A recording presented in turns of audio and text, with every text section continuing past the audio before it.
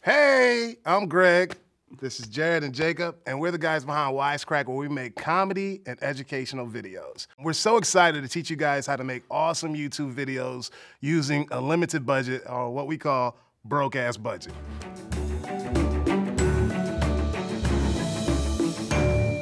That's right. You don't need a lot of money to make great content for YouTube. I mean, we had no money and we made really fun shows. We created our first 2 shows for less than $500 a piece. So we highly suggest you just think with a resourceful mindset. As long as you're resourceful with what you do have, you can still create great shows for YouTube. You got to start first with your idea. It's all about the substance of what you create. The most successful videos on YouTube that are cheap, start with what you do have. So if you're creating a music video and you need a set on a rooftop, find out which one of your friends live downtown. Reach out to their friends of friends, Facebook friends. You'd be amazed at the kind of resources people volunteer when they know you're making something on YouTube. It's about making videos that are so irresistible that they must be shared, and those don't always require a big budget. Hey guys, my name is Jared. Today I'm going to talk to you about creating ideas that are going to work within a low budget scenario on YouTube.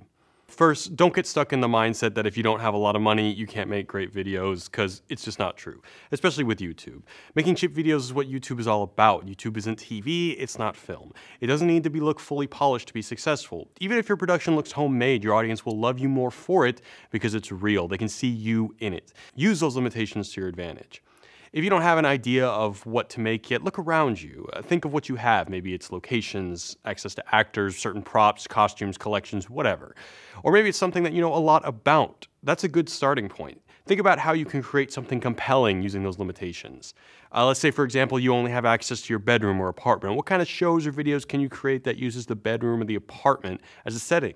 Or maybe you've been given permission to film in a school. Then create a show about being at school after hours. Whatever resources and knowledge that you have at your disposal is a great place to start.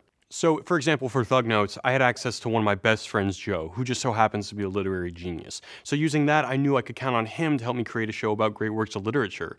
For What Will Please, my writing partner, Jacob, and I knew a ton about Jewish culture and Yiddish language, so we used that as our starting point. Once you know what you want to go make, limited resources shouldn't scare you off. There are some scenarios that don't even require a ton of money. If you're doing a reality TV type shoot, then you can get away with handheld shots or shooting without light rentals. You're not creating works for a large cinematic screen where every detail will be scrutinized. You're shooting for a smaller screen, so you can definitely get away with a lot.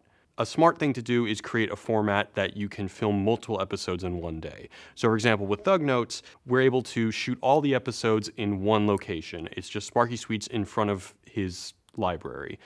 Another thing is you're going to want to create a format that can be repeatable, something that you're not going to have to think about if I'm ever going to run out of episode ideas. So for example, with book reviews, we're never going to run out of books to do because there are just so many classics. People have been writing books for thousands of years.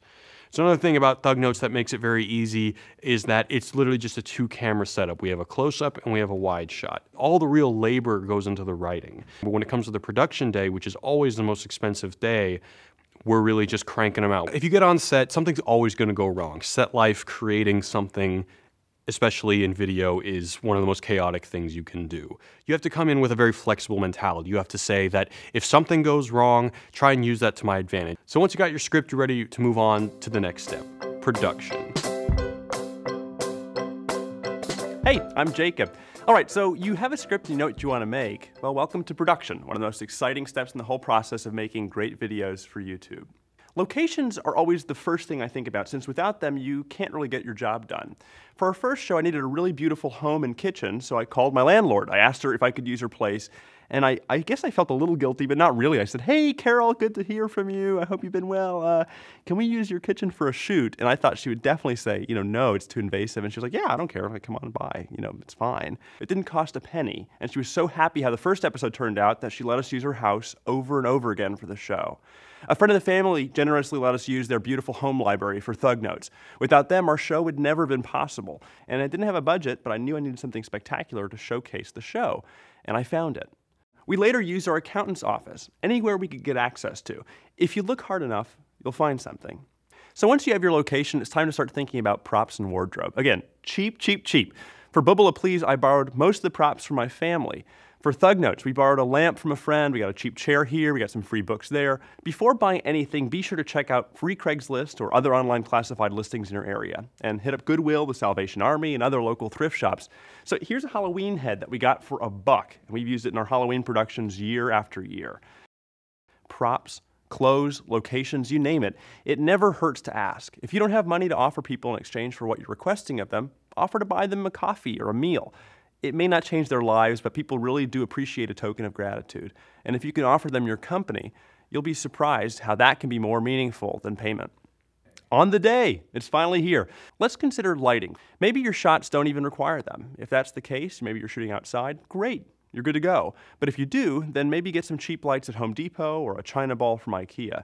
As long as someone in your crew has experience with basic lighting, you'll probably get away with a lot on a tiny budget. Just let them know what you're going for. If you need a tracking shot, but maybe you can't afford a dolly, we'll put the camera on a skateboard, on a rolling chair, on a wheelchair. That's what we did, and it looked just great.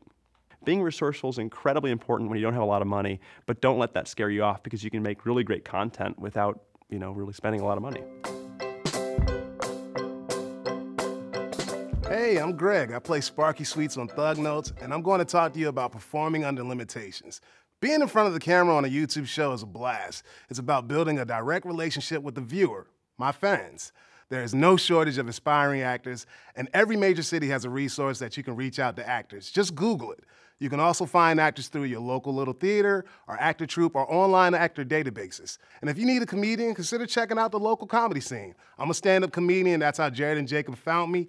We had a mutual friend, and they put us in touch. You can hold auditions almost anywhere, but see if you can get access to a free room that's a bit more professional than your apartment. You don't want a lot of completely random strangers coming over your place. You can always screen candidates by having them send you a video submission for their initial audition. Just provide them with the script and you can host your auditions over Skype or Google Hangouts. A lot of actors want something for their reel, so oftentimes they will act for free just so they can have something to show for themselves, to attract better roles, get agents, managers. One thing I suggest is you ask your actors to do is to bring their own clothes to set. It can save you a lot of time and money since your actors probably already have a lot of the basics themselves. If you need a special outfit or accessory, hit up the Goodwill, the Salvation Army, or any charity shop. A really important tip that saves a ton of time on set, which in turn saves you money, is being prepared.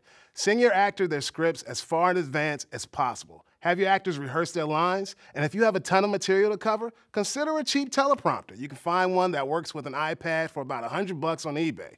And if you're starring in the video yourself, have a friend direct you. It's hard to be in front of the camera and also have the ability to judge your performance. Thanks for watching. I appreciate it. It's awesome getting this information out. And if you want to learn more about upping your production skills, check out Creator Academy, the annotation right here. And if you want to learn more about Thug Notes, boom, check it out right here. Thanks for watching. Get out there, work on some stuff, create.